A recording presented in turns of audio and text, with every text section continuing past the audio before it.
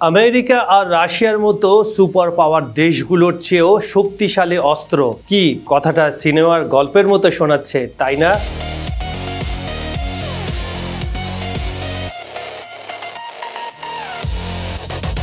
আজকের খবর সংযোগের বিহাইন্ড দ্য সিন সেগমেন্টে আজ আমরা জানবো এমন এক দেশের কথা যারা দাবি করছে তাদের কাছে এমন প্রতিরক্ষা ব্যবস্থা আছে যা আমেরিকার প্যাট্রিয়ট আর রাশিয়ার বিখ্যাত S-300-কেও হার মানায়। জি দর্শক, আজকের ভিডিওতে আমরা কথা বলবো ইরানের সেই সব মারণাস্ত্র নিয়ে যা পুরো মধ্যপ্রাচ্যের পাওয়ার ব্যালেন্স পাল্টে দিতে পারে।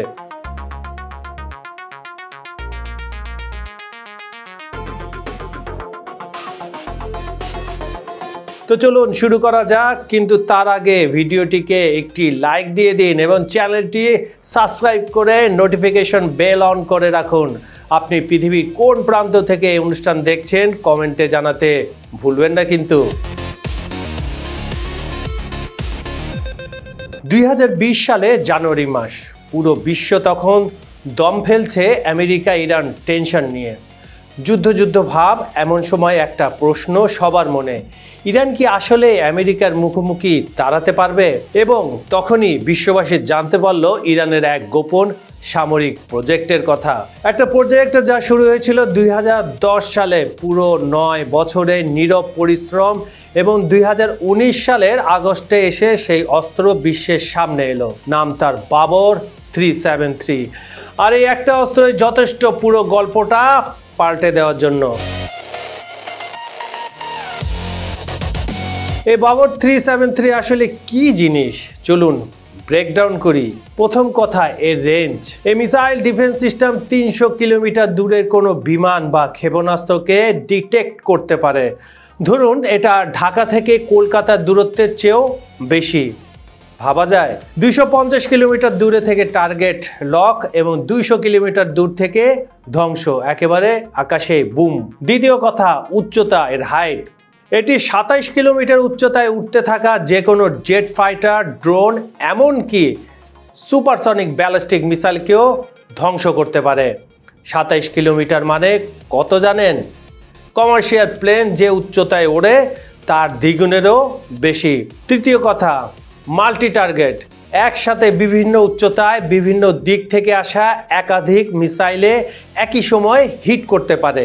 এবার মজার ব্যাপার শুনুন, ইরানের ডেপুটি ডিফেন্স মিনিস্টার দাবি করেছেন এটা রাশিয়ার S-300, আমেরিকার প্যাট্রিয়ট এবং মধ্যপ্রাচ্যের একটি দেশ আয়রন ডোমের সাথেও পাল্লা দিতে পারে। বড় দাবি, তাই না? কিন্তু এখানেই শেষ নয়। বাবর 373 তো গেল ডিফেন্সিভ অস্ত্র, কিন্তু অফেন্সে ইরানের আর্সেনাল কেমন চলুন দেখা যাক। Number 1, Khaleej first missile.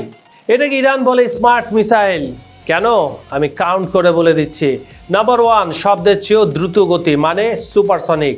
Number 2, 3000 kilometre range, Dhaka থেকে দিল্লি হয়ে মুম্বাই পর্যন্ত যেতে পারে। নাম্বার 3, ওজন মাত্র 650 কেজি, মানে দ্রুত ডিপ্লয় করা যায়। নাম্বার 4, স্থল এবং সমুদ্র দুই জায়গা থেকে লঞ্চ করা যায়। কল্পনা করুন শত্রুরা যখন বুঝবে ততক্ষণে আপনার ঘাঁটিতে আঘাত। শাহাব সিরিজ, দ্য লিজেন্ড, ইরানের সবচেয়ে বিখ্যাত মিসাইল ফ্যামিলি। মোট 6 ধরনের শাহাব মিসাইল রয়েছে। মজার তথ্যগুলো কি হচ্ছে জানেন? এগুলো বানানো হয়েছে রাশিয়ার SS-1 মিসাইলের ডিজাইন ফলো করে। আমি বলছিলাম না, এবং আপনারাও জানেন খুব ভালো করে, যে রিভার্স ইঞ্জিনিয়ারিংয়ে অলমোস্ট মাস্টার্স হচ্ছে, তাই সে রাশিয়ার মিসাইল থেকে নিজের মিসাইল নতুন করে সংস্কার করছে। লিবিয়ার উত্তর কোরিয়ার টেকনোলজিক্যাল সাপোর্ট নিয়েছে এই মিসাইল তৈরি করতে। শাহাব 4, এর রেঞ্জ 3000 কিলোমিটার, কিন্তু আসল বস তো এখন আসে নেই। আসল বস হলো শাহাব 5। এটাকে মধ্যপ্রাচ্যের একটি মিডিয়া বলে ইরানের সবচেয়ে শক্তিশালী মিসাইল, যদিও এর সম্পর্কে খুব বেশি তথ্য এখনো পাবলিক হয়নি। মানে এখনো মিডিয়াতে তেমনভাবে ইরানও তেমন কোনো কথা বলেনি এই মিসাইল নিয়ে, অন্যান্য নিউজ মিডিয়া জানে না। এরপর হচ্ছে ফাতেহ সিরিজ। এগুলো হলো ব্যালিস্টিক মিসাইল, এবং এদের বিশেষত্ব কি জানেন? এগুলোকে সমুদ্র থেকে স্থলে এবং স্থল থেকে সমুদ্রে দুইভাবেই ব্যবহার করা যায়। ফাতেহ 313, জুলফিকার 700, হরমুজ 1, হরমুজ 2, এই পুরো ফ্যামিলি শত্রু ঘাঁটিতে নিখুঁত আঘাত আনতে পারে। কদর 110, ইউরোপের দুঃস্বপ্ন। কেন দুঃস্বপ্ন? এই মিসাইলটাকে বিবেচনা করা হয় ইউরোপের জন্য সরাসরি থ্রেট হিসাবে। কেন? Number 1, super fast speed. Number 2, stealth technology, মানে শত্রুর রাডার এটাকে ডিটেক্ট করতে পারবেই না। নাম্বার 3, ইউরোপিয়ান বর্ডার পর্যন্ত রেঞ্জ। ইরানের ক্লেম হলো এই মিসাইল এতটাই অ্যাডভান্স যে বেশিরভাগ রাডার সিস্টেম এটাকে ট্র্যাক করতে ফেল করবে। এখন প্রশ্ন হলো এই সব দাবি কতটা সত্যি? দেখুন দর্শক, ইরান একটা স্যাংশন কান্ট্রি, মানে তাকে নিষেধাজ্ঞা দিয়ে ঘিরে রাখা হয়েছে। তারা সরাসরি অ্যাডভান্স মিলিটারি টেকনোলজি কিনতে পারে না, তাদের বাধা রয়েছে। তাই তাদের নিজেদের ডেভেলপ করতে হয়েছে, মানে নিজেরাই রিভার্স ইঞ্জিনিয়ারিং সহ অন্যান্য টেকনোলজি নিয়ে 9 বছর ধরে যে একটা প্রজেক্টে কাজ করে তারা, এটা কম কথা নয়। এতে বোঝা যায় তারা অত্যন্ত সিরিয়াস। তবে কিছু বিষয় মাথায় রাখতে হবে। নাম্বার 1, ক্লেম বনাম রিয়ালিটি। সব দেশই তাদের অস্ত্রের ক্ষমতা নিয়ে বড় বড় দাবি করে, আসল পরীক্ষা হয় যুদ্ধক্ষেত্রে। Number 2, technological gap. আমেরিকা এবং রাশিয়া দশকের পর দশক ধরে মিলিটারি টেকনোলজিতে ইনভেস্ট করছে, ইরান সেই তুলনায় অনেক অনেক পিছিয়ে। Number 3, strategic balance. তবে এটাও সত্যি যে ইরানের এই মিসাইল প্রোগ্রাম মধ্যপ্রাচ্যের পাওয়ার ডাইনামিক্স পাল্টে দিয়েছে। বিশেষজ্ঞরা বলছেন আমেরিকা যদি সত্যি ইরানের মিসাইল স্ট্রাইক করার চিন্তা করে তাহলে এই বাবর 373 সিস্টেম তাদের জন্য একটা বড় চ্যালেঞ্জ হতে পারে। সুপ্রিয় দর্শক, আপনারা জানেন এই বছর ইরান এবং মধ্যপ্রাচ্যের একটি দেশের সাথে বেশ কিছুদিন ধরে সংঘর্ষ, একদম যুদ্ধ বলা যায়, যুদ্ধ হয়েছে। তখন পুরো পৃথিবীবাসী দেখেছে ইরানের মিসাইলের ক্ষমতা, এবং বিভিন্ন দেশের যে সামরিক বিশেষজ্ঞরা রয়েছেন তারাও হতবাক, এবং তারা একটা কথা সে সময় বলেছিল কি, সেটা ইরানের কাছে ভ্যারাইটি, স্বল্পমাত্রার, মাঝারি মাত্রার আর লং রেঞ্জের যে মিসাইলগুলো রয়েছে, এত ভ্যারাইটি রয়েছে, এটা পৃথিবীর খুব কম দেশ নাই বললেই চলে অন্যের কাছে। তার মানে তারা মিসাইল সিস্টেমটা এমন ডেভেলপ করেছে, তার বন্ধু কান্ট্রি যেমন চীন, রাশিয়া, তুরস্ক, এদের কাছ থেকে যে জিনিসগুলো, তারা সামরিক জিনিসগুলো পেয়েছে, সেগুলোকে ভেঙে চুরে নতুন ডিজাইন করে নিজেদের নাম দিয়ে নিজেরাই এই মিসাইলের বৈচিত্র্য এনেছে। ইরান সবসময় যারা একটু পিছিয়ে আছে, যেসব দেশ নিষেধাজ্ঞায় আছে, যেসব দেশ পশ্চিমাদের রোষানলে পড়েছে, তাদের জন্য একটা উদাহরণ হতে পারে। কেন? কারণ নিজেদের শক্তি, নিজেদের টেকনোলজি ব্যবহার করে অন্যের সাহায্য না নিয়ে, বন্ধু রাষ্ট্রের কিছুটা সাহায্য নিয়ে নিজের পায়ে দাঁড়ানোর মতো যে ক্ষমতা, ইরান সেটা দেখিয়ে দিয়েছে। এখন চিন্তা করুন, পুরো ছবিটি আপনার সামনে রাখা হলো। মধ্যপ্রাচ্যের পাওয়ার গেম, একদিকে আছে আমেরিকা এবং তার বন্ধু দেশগুলো, অন্যদিকে ইরান এবং তার সাপোর্টাররা বা বন্ধু দেশ, যেমন আমি প্রথমে বলেছিলাম রাশিয়ার কথা আসবে, তুরস্কর কথা আসবে, চীনের কথা আসবে।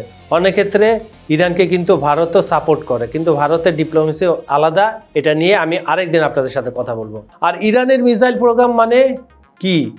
আমেরিকা এখন আর অনায়াসে ইরানে স্ট্রাইক করতে পারবে না, তাকে বহুবার চিন্তা করতে হবে। মধ্যপ্রাচ্যে সেই দেশটিকে আরও সতর্ক থাকতে হবে।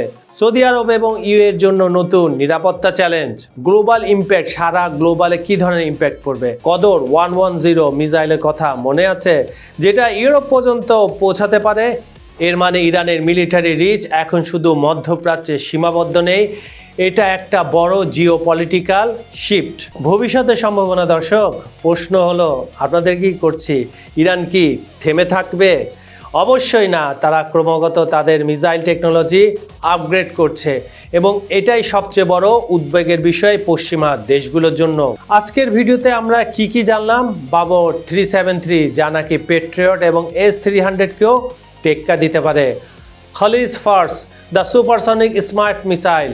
শাহাব সিরিজ, ইরানের লিজেন্ডারি মিসাইল ফ্যামিলি। ফাতাহ এবং কদর, যারা ইরানের অফেন্সিভ পাওয়ার। এই সব কিছুই মানে কি? ইরান দেখিয়ে দিয়েছে যে নিষেধাজ্ঞা এবং আন্তর্জাতিক চাপের মধ্যেও তারা নিজেদের ডিফেন্স সিস্টেম তৈরি করতে পারে। এই মিসাইলগুলো কতটা এফেক্টিভ সেটা শুধু যুদ্ধক্ষেত্রেই প্রমাণ হবে। তবে একটা জিনিস পরিষ্কার, মধ্যপ্রাচ্যের মিলিটারি ব্যালেন্স এখন আর আগের মতো নেই। আপনি কি মনে করেন ইরানের এই দাবিগুলো কতটা বিশ্বাসযোগ্য? কমেন্ট সেকশনে আপনারা মতামত জানান। খবর সংযোগের বিহাইন্ড দ্য সিনের ভিডিওটি যদি ইনফরমেটিভ লেগে থাকে তাহলে লাইক করতে ভুলবেন না, শেয়ার করুন আপনার বন্ধুদের সাথে, আর নতুন হলে চ্যানেলটি সাবস্ক্রাইব করে ফেলুন যাতে এরকম আরও ইন্টারেস্টিং কন্টেন্ট মিস না হয়। আজ এই পর্যন্ত, আমি কাজল হায়দার বিদায় নিচ্ছি। তাহলে দেখা হবে পরের ভিডিওতে। সেই পর্যন্ত ভালো থাকবেন, সুস্থ থাকবেন। ধন্যবাদ সবাইকে।